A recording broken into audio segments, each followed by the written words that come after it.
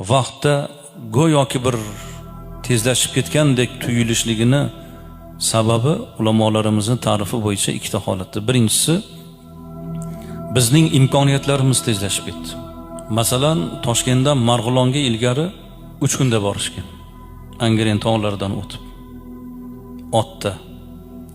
Hozir 3 soatda borishyapti.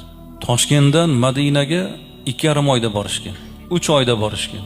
Otda, ulovda, piyoda hozir 5 soatda borishyapti. Bizni imkoniyatlarimiz tezlashib ketdi. Bu birinchi sabab. Ikkinchi sabab, biz bugungi kunimizni bolaligimizga qiyos qilamiz.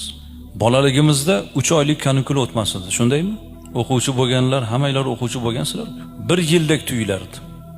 Mayning oxirida kanikulga chiqardik ta'tilga. Sentyabr kelmasdi. Go'yoki 1 yildek tuyulardi. Cho'milib yurgan arg'ularimiz juda katta-katta arg'ulardi. Hozir borib ko'ring, u kichkinagina ariqcha ekan o'zi aslida. O'ynab yurgan tepaliklaringizni borib bir ko'ring. Kichik bir tepalik ekan, lekin bolaligimizda juda katta ko'ringanda, arg'ular juda katta ko'ringan. O'sha tepaliklar, baland tepaliklar ko'ringan. Bir muddat uzoq ko'ringan.